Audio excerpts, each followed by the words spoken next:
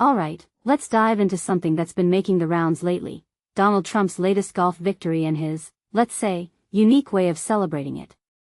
If you haven't seen it yet, Trump recently boasted on Truth Social about winning another club championship at his own golf course in New Jersey.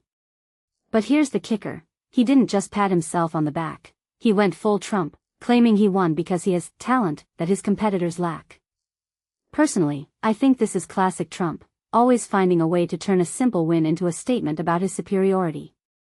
But let's break this down, because there's a lot more to unpack here than just a trophy.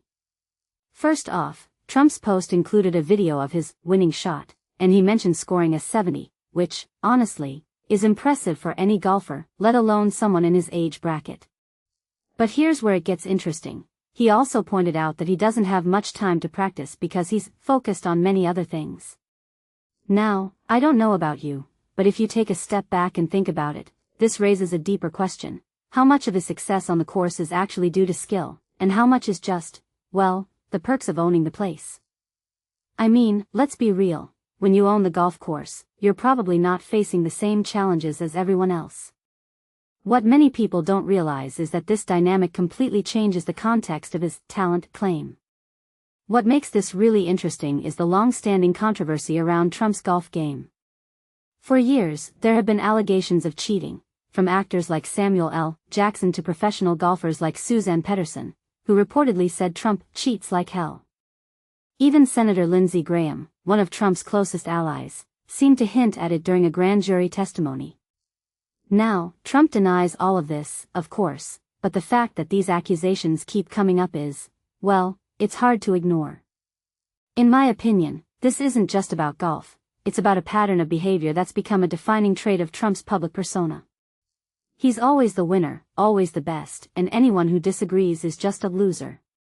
One thing that immediately stands out is how Trump frames his victories.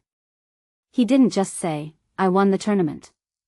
No, he had to add that he won because he has talent that others don't. From my perspective, this is a classic example of Trump's need to diminish others to elevate himself.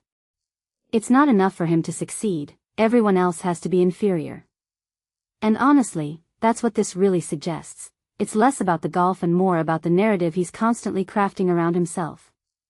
If you think about it, this is the same playbook he's used in politics, business, and pretty much every other aspect of his life. But let's zoom out for a second. What's the bigger picture here? Golf, for Trump, isn't just a hobby, it's a stage. Every tournament, every trophy, every post on Truth Social is an opportunity to reinforce his image as a winner. And that's fascinating, because it shows how deeply he understands the power of perception. Whether you love him or hate him, you have to admit, Trump knows how to keep himself in the spotlight. A detail I find fascinating is how he's turned something as mundane as a club championship into a national conversation. That's not an accident, it's strategy. Now, here's where I'll throw in my 2 cents.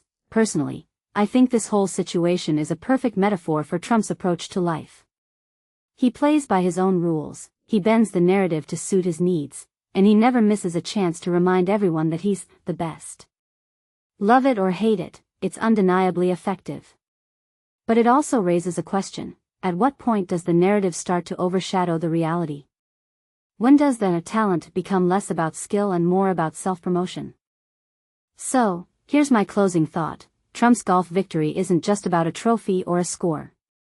It's about the story he's telling, to himself, to his supporters, and to the world. Whether that story holds up under scrutiny is another question entirely. But one thing's for sure, as long as Trump's in the game, he'll keep swinging, and we'll keep talking about it. What do you think? Is Trump's talent on the golf course legit, or is it all part of the show? Let me know in the comments below.